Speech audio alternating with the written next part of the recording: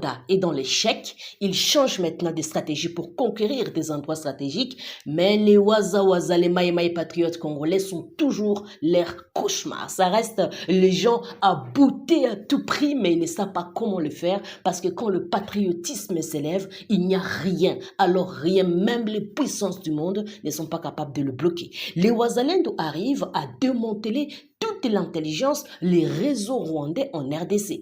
Le Rwanda a envoyé 3 bataillons à Luvungi pour faire l'assaut sur Uvira, Kalemi et Moba. C'est 17 mars 2025 et ils ont quitté Bukavu comme des passagers civils. Ils logeaient dans l'hôtel de M. Patrick, le chef du groupe Luvungi, qui n'a pas échappé à l'enveloppe rwandaise parce que ça peut pas, tu ne peux pas tu peux pas avoir du genre dans votre hôtel et il n'y a rien que tu puisses en bénéficier. Alors ils étaient comme des civils, hein. C'est pourquoi quand les Waza attaquent ces gens-là, ils vont dire vous avez attaqué des civils. Or, ce sont des militaires qui sont habillés en civil tout simplement pour masquer la communauté internationale. Heureusement, les services de Waza Maïmaï d'Yakutumba ont bien saisi la situation. Ils ont étudié aussi rapidement comme s'ils utilisaient l'intelligence artificielle. Ils les ont tous arrêtés, chers patriotes, avec la carte rwandaise et quelques armes dans leur mallette. Donc, chers patriotes, ce que vous êtes en train de voir, ce sont des RDF qui ont été arrêtés par le Waza. Les Waza sont les enfants du pays. Et quand ils voient quelque chose de louche, leurs ancêtres leur disent, Betty, il y a des choses là qu'il faut vite réagir et c'est ce qui se passe. Avant, les Waza avaient beaucoup de temps de réfléchir, qu'est-ce qu'il faut faire et comment il faut s'y prendre. Mais maintenant, c'est rapide et il y a déjà la réaction. Ils sont bloqués de partout. Voilà, chers patriotes, les choses commencent à bouger du bon côté de l'histoire et vous êtes en train de suivre avec moi. Alors, chers patriotes, la ville de Bukavu, comme vous le savez, s'est réveillée d'abord avec, il y avait un calme de la mort même à Bukavu. Les gens ne comprenaient pas qu'est-ce qui s'est passé. Il y avait d'abord beaucoup de feu hier, de coups de feu dans la nuit et la journée s'est réveillée trop calme. La population avait peur, mais qu'est-ce qui s'est passé? Et alors, il y a eu vers 17 h, il y a eu la panique alors générale.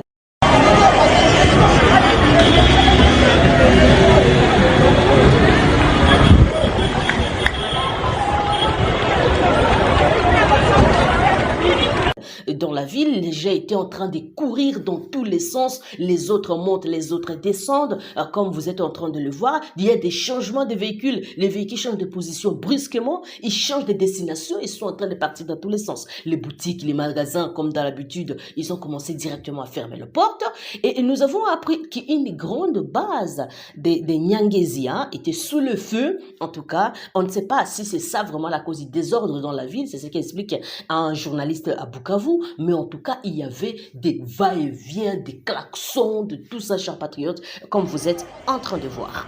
Et l'affrontement à Bukavu devient de plus en plus évident. Ça, c'est très normal parce qu'il y a Niatende, c'est trop proche de Bukavu. Hein.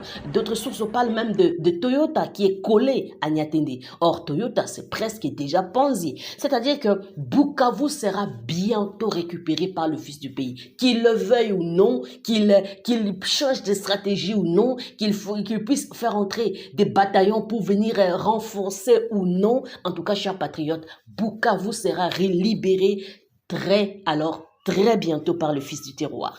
Et chers patriotes, encore dans les Kansayo également, on a vu dans la nuit qu'il y avait des véhicules, en tout cas des militaires qui quittaient les Kansayo, qui partaient, on ne sait pas, en tout cas, chers patriotes, mais il y a des choses qui se préparent, c'est qu'on doit savoir du Congo. Donc, on doit comprendre l'ennemi pour lui faire la guerre et lui donner ce dont il a besoin, c'est-à-dire la force. Voilà, les chers patriotes. Il était 12 h à Bikenge. La population congolaise a dit non à cette coalition-là du mal, RDF, AFC, M23 et le reste.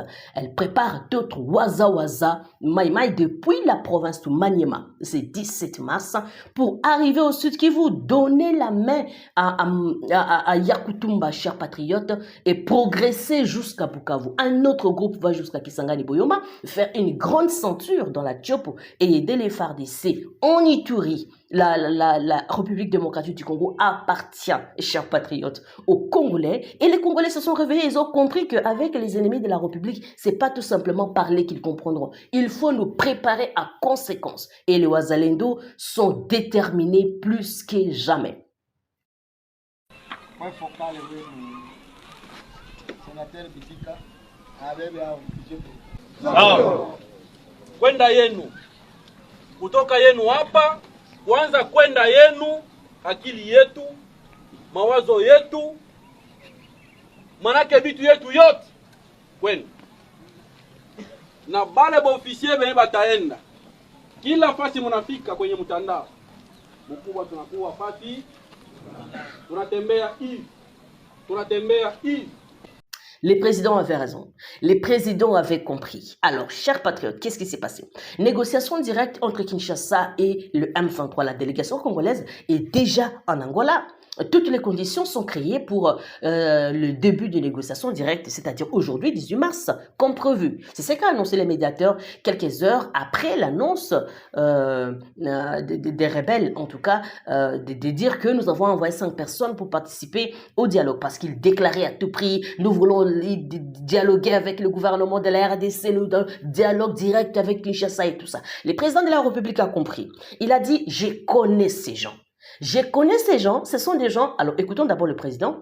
Le président angolais qui m'avait aussi demandé cette autorisation d'entrer en contact avec le M23 parce qu'il savait que moi je ne voulais pas discuter avec eux. Je lui ai dit, président, faites-le, mais vous me donnerez raison, vous verrez très vite que ces gens sont des pantins du Rwanda.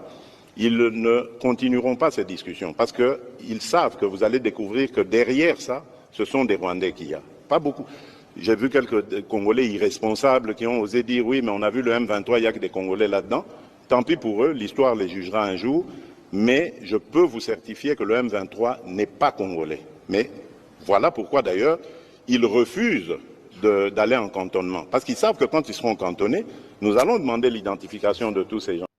Vous avez compris ce que le président a dit? Les présidents connaissaient ces gens. Les dialogues, ce qu'ils sont en train de dire, ce sont des prétextes, tout simplement, pour dire oui, nous on veut ça, mais c'est Kinshasa qui ne veut pas. Le président a compris, il a dit d'accord, alors on vous donne, on va dialoguer avec vous.